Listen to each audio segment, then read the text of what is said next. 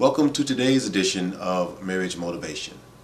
Our love verse today is coming from the book of Numbers, chapter 1, verse 53. And it says, "But the Levites shall camp around the tabernacle, and the Levites shall keep charge of the tabernacle of the testimony." Have you ever wanted to get backstage passes to see your favorite artists or some concert that you wanted to go to, but you really wanted to get backstage so you could see how everything went and worked and how the artists prepared before the actual concert? Well, the Levites were the tribe that had the backstage passes to God.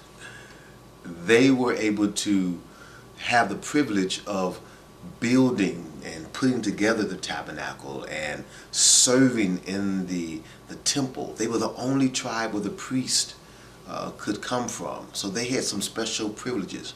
In fact, they got those privileges because God could trust them.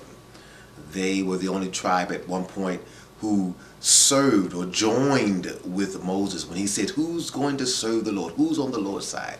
And that tribe stood up and said, "We're on the Lord's side." So the name, even Levi, the name means joined. And isn't that what we did when we got married? The Bible says, "What God has joined together, let no man put asunder." And so when we are joined together, it's because we trusted that, wow, when I married this person, I trust that they're going to keep their vows. I trust that they're going to be faithful. They're going to be with me through sickness and in health. So we trust one another, and therefore we make a covenant to be joined together. And I know, if you're like me, that there are sometimes in your relationship where that trust becomes fractured. Maybe you didn't do exactly what you said you're going to do.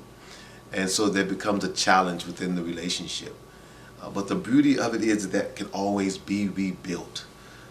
There was a gentleman by the name of J. MacArthur who says that trust is a greater compliment than to be loved. That's powerful, because that's especially how a lot of men feel. They want to be trusted and respected more than anything else, and that's actually a sign of being loved. So there are times when we may not do the things that we thought we were going to do. And if you're like me, I know there are many times when I told my wife I was going to do something, and wow, it looks up and I didn't get what I said I was going to get, or didn't do what I said I was going to do. And so we have to rebuild that trust in our relationship. And if you're there, if you have that point, trust that it can be done. The thing is that if you have failed in some area, not to be so prideful that you don't accept it. If you can't say, "Well, listen, yeah, I failed. I messed up. Yeah, I'm sorry. I ain't Superman. I mean, I gave anybody else. I made a mistake. You got to forgive me because you're a Christian, right? You got to forgive me." No, that's not how it works. If you're going to rebuild trust, the Bible says, if you humble yourself, you will be exalted in due time. So you have to humble yourself and own the failure. Yes, I made a mistake. I'm sorry. I'll do my best not to let that happen again. You have to own it so that you can rebuild that trust, rebuild the intimacy. You see, the Levites had special privileges. They were the most intimate tribe. They were the closest to God. They were the tribe God said, "Y'all camp around me so that I won't destroy the rest of the people, because I can trust that you guys are going to be faithful." And I want you to do two things today, because there's such a great honor and privilege to be trusted. And the closer the intimacy is between you and your spouse, the greater the level of trust. So I just want you, first of all, to be thankful for what you can trust your spouse for. Can you trust your spouse to take care of the bills? Can you trust your spouse to go to work every day? Can you trust your spouse to have dinner prepared? What can you trust your spouse for? Be thankful for that. And then number two, what I want you to do is to take a moment to ask your spouse what you can do to build a greater level of trust in your relationship.